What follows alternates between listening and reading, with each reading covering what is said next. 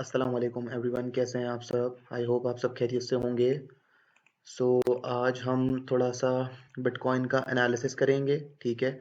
और कुछ न्यूज़ेस आपसे शेयर कर लेंगे कि किस तरह की न्यूज़ेस जो है वो मार्केट में सर्कुलेट हो रही है, बिटकॉइन की क्या सूरत हाल है और आगे मार्केट जो है वो किस डायरेक्शन में जो है वो मूव हो सकती है। जैसा कि आपको आज पता है कि पॉवेल भाई साहब ने जो है वो आज क्या कहते हैं स्पीच दी है अपनी, और उन्होंने तो काफ़ी जो है वो मामले को संगीन कर दिया है, ठीक है ना। कि जिसके अंदर उन्होंने बताया हुआ है कि भाई आगे आप लोग अपनी जो है वो बेल्ट टाइट कर लो, क्योंकि आगे की सिचुएशन जो है वो बहुत ज़्यादा ख़राब होने वाली है, ठीक है। सो उनकी स्पीच से तो मुझे अभी तक यही लगा कि आगे जो है वो 2023 बहुत जो है वो जो है वो सिचुएशन जो है वो ख़राब होने वाली है, ठीक है ना। सो मेरा तो सजेशन यही होगा कि आप लोग जो है वो लॉन्ग से बिल्कुल बचें। मतलब लॉन्ग की पोजीशन की तरफ आपने जाना भी नहीं है, बिल्कुल आपने सोचना ही नहीं है लॉन्ग की पोजीशन की तरफ, ठीक है। फॉर एग्जांपल, सो एनालिसिस से स्टार्ट करते हैं। जैसा कि हम देखें अभी 4 आवर टाइम फ्रेम के अंदर, तो अगर मैं सिचुएशन पे होता तो मैं जो है वो शॉर्ट की पोजीशंस देख रहा होता, ठीक है ना। तो मेरा जो एंट्री प्राइस होती वो मेरी होती 22,300 से, अगर मैं शॉर्ट लेता यहाँ से तो, ठीक है। नॉट अ फाइनेंशियल एडवाइस, आप अपना एनालिसिस करके अपनी सारी चीज़ें करके आप कर सकते हैं। बहरहाल ये है कि अगर मैं यहाँ पर होता तो मैं 22,300 से शॉर्ट लेता। मैं टारगेट इसका जो सेट करता वो करता 21,392 पर, स्टॉप लॉस जो सेट करता मैं करता 22,600 पर, ठीक है। 100 एंड 200 ईएमए के नीचे, क्योंकि लास्ट जो इसने रिजेक्शन लिया है, लास्ट जो इसने रिजेक्शन लिया है वो लिया है इसने 22,584 से। तो मैं फिर भी चले स्टॉप लॉस को मैं बढ़ा देता हूँ 650 तक कर देता हूँ, ठीक है। तो मैं स्टॉप लॉस इसका यहाँ पर सेट करता। रिस्क 2.69% जो है वो रिस्क टू रिवॉर्ड रेशो होता है इसका, ठीक है ना। बहरहाल लेकिन हम जो अगर लेवल्स की इसकी बात करें बिटकॉइन की, तो मैं लेवल्स देख रहा हूँ 21,900 मुझे दिख रहा है, ठीक है। उसके बाद मुझे 21,392 दिख रहा है। उसके बाद मुझे अगर, क्योंकि देखें उसने जो स्पीच में कहना था वो कह दिया, ठीक है। हमारे लिए हिंट ही काफ़ी होता है, ठीक है।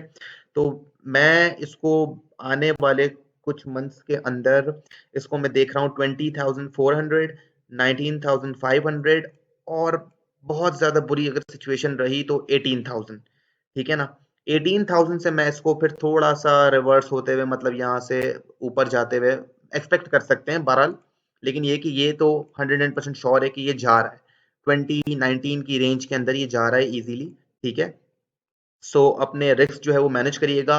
कोई भी ट्रेड जो है वो विदाउट रिस्क मैनेजमेंट आपने नहीं लेनी, वरना आपका लॉस हो जाएगा। तो मेरा सजेशन यही होगा कि कोई भी आप ट्रेड लें पूरा प्रॉपर रिस्क मैनेजमेंट करके, और सबसे ज़रूरी बात कि ट्रेडिंग प्लान, आपके पास ट्रेड में एंटर होने से पहले ट्रेडिंग प्लान होना बहुत ज़रूरी है। अदरवाइज आप लॉस का शिकार हो जाएंगे और आप हमेशा मार्केट से अनसेटिस्फाइड रहेंगे।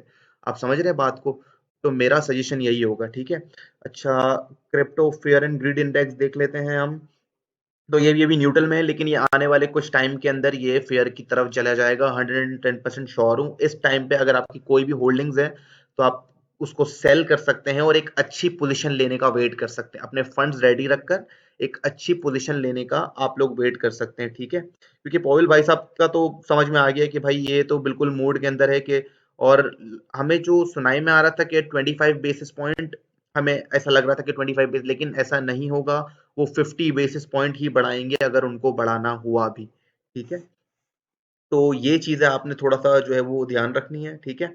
डॉलर भी आज देखे काफी, डॉलर ने भी एक अच्छा जो है वो इतना, इसको देखें, इसको जो है ना गॉड कैंडल कहते हैं, समझ रहे हैं आप।